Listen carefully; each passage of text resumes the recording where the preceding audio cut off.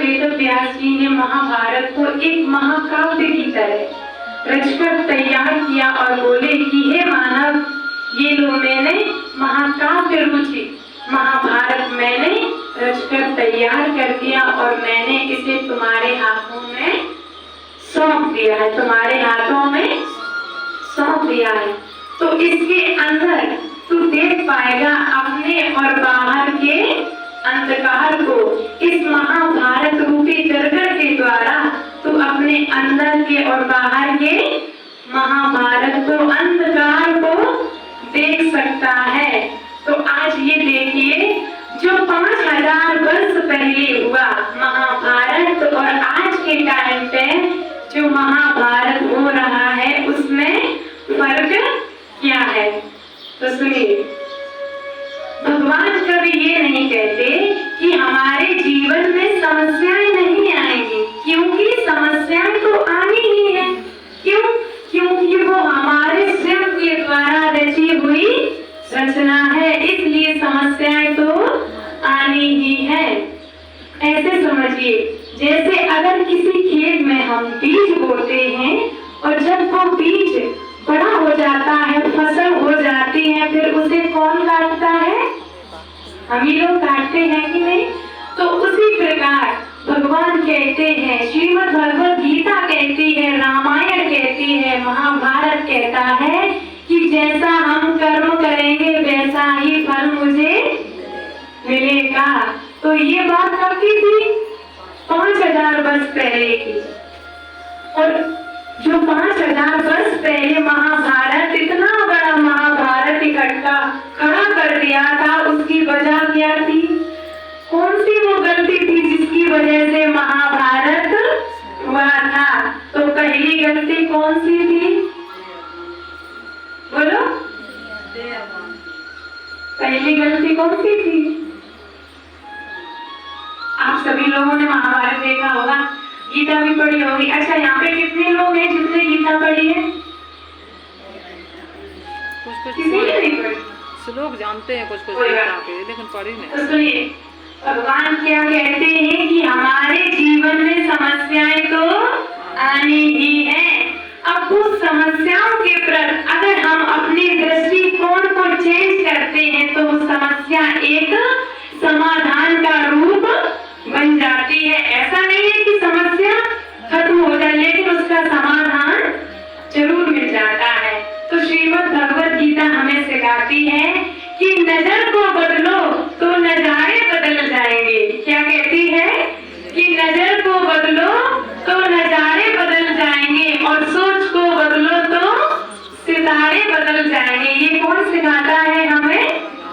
श्रीमद् भगवद गीता, रामायण एवं महाभारत। अब सुनिए, तो श्रीमद् भगवद गीता को मैंने क्या बनाया? आधार बनाया है और उसमें रामायण और महाभारत को ऐड किया है। तो श्रीमद् गीता जो है वो योग शास्त्र है और रामायण जो है वो प्रयोग शास्त्र है। अब श्रीमद् भगवद जो गीता के अंदर हमें सिखाते हैं, भगवान श्री कृष्ण कहते हैं अर्जुन से कि अर्जुन कर्म योगी बनो। ऐसा नहीं है कि वो अर्जुन को कहते होंगे जो उसका रसपान करेगा उन सबके लिए है। क्या कहते हैं श्री कृष्ण अर्जुन से कि कर्म योगी बनो। तो गीता हमें सिखाती है कि कर्म योगी कैसे बने और रामायण हमें सिखाती है कि उस कर्म योगी बने तो, लेकिन उसे प्रैक्टिकल लाइफ में कैसे ले आए। तो वो किसने करके दिखाया? श्री राम ने दिखाया कि नहीं? जब श्री राम को वनवास हुआ, वो कहाँ के? अयोध्या के राजकुमार थे, जिन्होंने कभी ऐसा समय नहीं देखा था। वो जानते थे कि मुझे कुछ टाइम बाद वनवास हो जाएगा, नहीं जानते थे। जब उन्हें वनवास हुआ, जब वो वन में गए तो उनके पैरों में ना तो चप्पल थी और ना ही राजघाट से वस्त्र पहनने के लिए, और ऐसे ही जंगलों में जा रहे हैं। फिर सब देखते हैं तो कहते हैं, लेकिन उन्होंने ये भी नहीं पूछा कि किस गलती की वजह से मुझे आप वनवास भेज रहे हो। पूछा? नहीं पूछा। और वो चले जाते हैं और कहते हैं कि अगर बड़ों ने मुझसे कहा है तो उसमें भी मेरा जरूर कुछ ना कुछ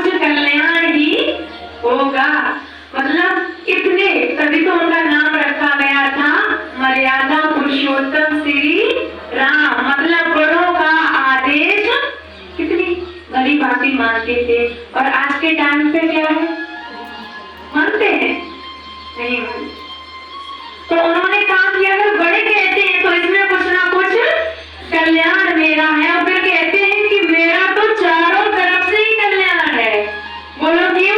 क्योंकि वहां जाएंगे तो मुझे बड़े बड़े ऋषि मुनि मिलेंगे, उनकी सेवा करने का मुझे मौका मिलेगा, जिससे मेरा जीवन धन्य हो जाएगा। और वो चले जाते। अब ये सुनिए, अगर आज के टाइम पे किसी आप अपने बच्चे को अगर बाहर निकाल दो तो क्या वो चला जाएगा? नहीं जाएगा ना। पूछेगा आपसे क्यों भेज रहे हो? क्या इस घर में मेरा इतना भी अधिकार नहीं है जो मैं इसमें रह सकूं? लेकिन इतनी बड़ी बात होते हुए भी श्री राम चले जाते हैं। अब ये सुनिए, इतनी बड़ी समस्या होते हुए भी उनका जो देखने का नजारा था, उन्होंने बिल्कुल नेगेटिव को पॉजिटिव में चेंज कर लिया। और आज के टाइम पे क्या होता है, अगर गलत है तो गलत ही कहेंगे, सही कहेंगे नहीं कहेंगे। तो उनका दृष्टिकोण उन्होंने नेगेटिव के जरिए पॉजिटिव में चेंज कर लिया और चले गए। तो ये सब हमें कौन सिखाता है? श्रीमद् भगवत गीता। अब सुनिए,